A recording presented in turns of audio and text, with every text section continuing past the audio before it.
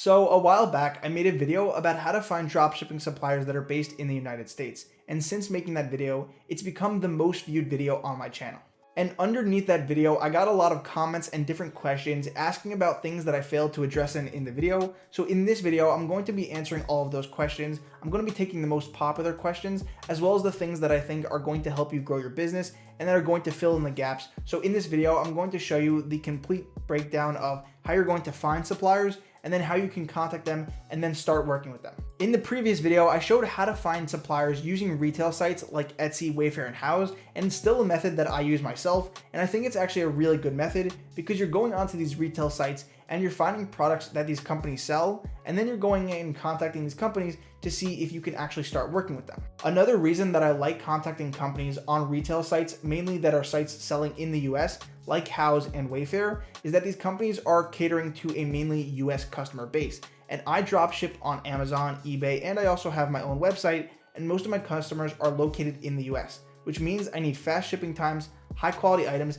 and I really, most importantly, need to be able to reach out to the company, discuss if something's going on, maybe return, whatever it is. I need to make sure that they're able to understand me and that it's going to happen effectively. Also in the previous video, I showed how you can find US suppliers on Alibaba and on AliExpress. Now those are not exclusively US suppliers. Most of those suppliers are actually Chinese manufacturing companies, international manufacturing companies, and they just happen to have factories and warehouses in the US that they can go out and ship from. Still, the shipping times are relatively long and the quality is not all that great. So just to reiterate what I went over in the last video, the way that I find suppliers is I either use Google, or if I really do want to use these retail sites, what I'll do is I'll go on the sites and I'll just search for whatever's selling best. So Etsy will typically show you what's a best seller. You can also search by category. And also a lot of Etsy sellers do sell on Houzz. So you might see some of the same products and some of the same sellers, but typically I'll just go and I'll find an item and I'll just contact the supplier and I'll just message them asking if I can actually sell their products. So on Etsy, what I'll normally do is I'll go to a product, I'll go to the store page of this seller, and then on the store page, either it's going to give me their website, they might also link their email, or you have the contact feature, which you'll see right here at the top of the page. And if you scroll down, you'll see contact shop owner. And typically I'll just do that and I'll shoot them a message. And sometimes they will reply, sometimes they won't. A lot of times they'll say that they can't do it. And sometimes you might be able to find a new dropshipping supplier that is located in the United States. Now the process is very similar on a lot of other retail sites, but just to show you it on Houzz, typically I'll just go ahead and I'll find an item. You could always go ahead and Google the company if you can't find it, or if they don't really have a contact feature. Another thing that you can also do is on Houzz, underneath product specifications, you just go and you'll see who it's manufactured by, and then you go ahead and you open this link in another tab, and that will bring you up, and then you can just basically go ahead, contact them, follow them, or you might even be able to Google them, find their email or find their website and contact them using that method. Now this is a question that I was asked a lot underneath that last video. This was probably the most requested question that I got asked. And the question was, how do you go ahead and contact them once you actually find them? How do you actually start working with them?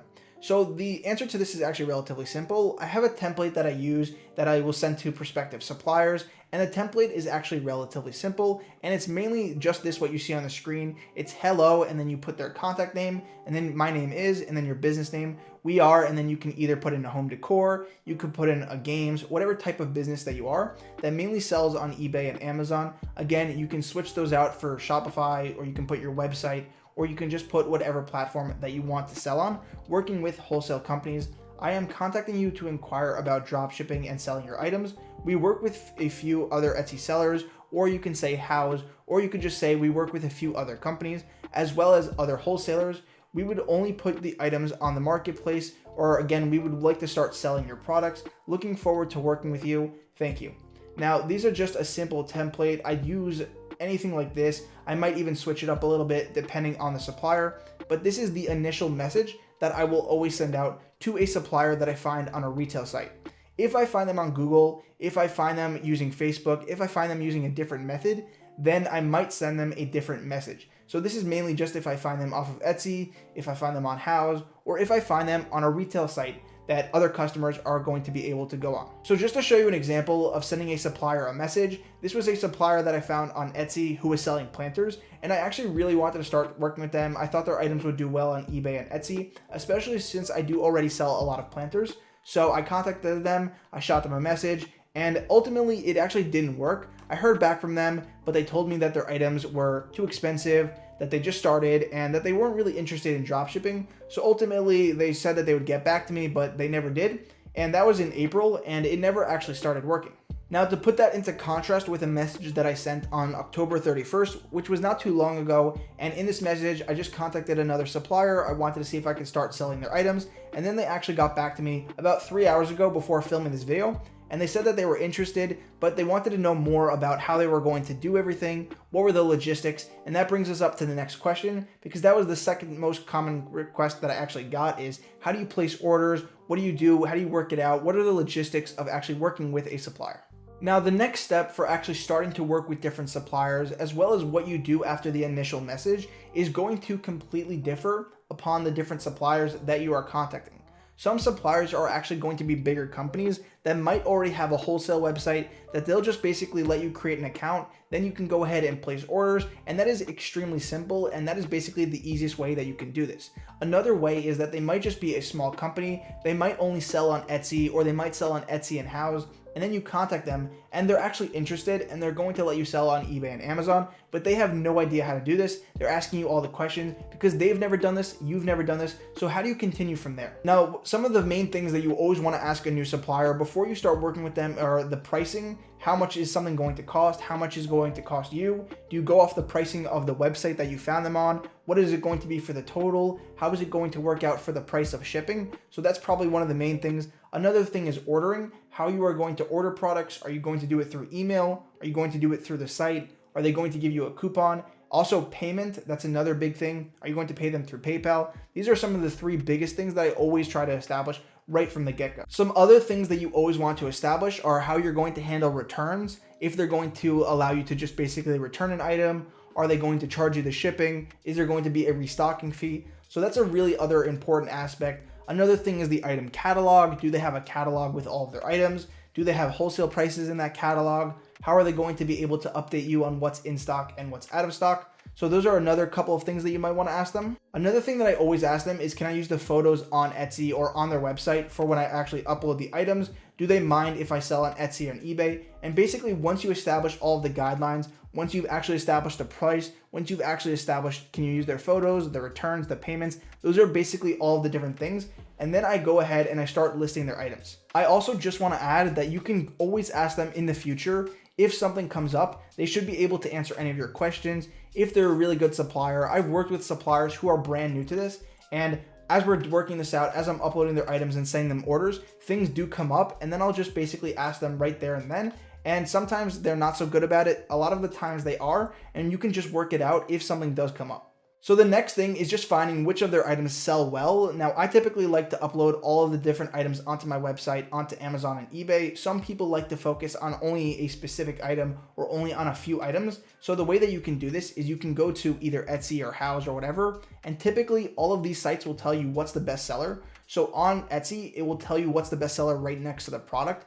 Another way that you can do it is you can go to the store's reviews, and in the reviews, you can actually see which item is getting the most reviews, or you can just see which items are actually being highly reviewed, which ones you maybe should avoid, and this way you can just get a good idea of which products you should be selling from this supplier. So once you've started listing the items, then you're probably going to start getting some sales, and once you get your first order, you're going to need to know how to place it, as well as how you're actually going to pay your supplier. Different suppliers are going to process the orders in different ways. The most common way is that they're going to have a wholesale website. You're going to log into the wholesale website. The price that you're going to pay will be the wholesale price.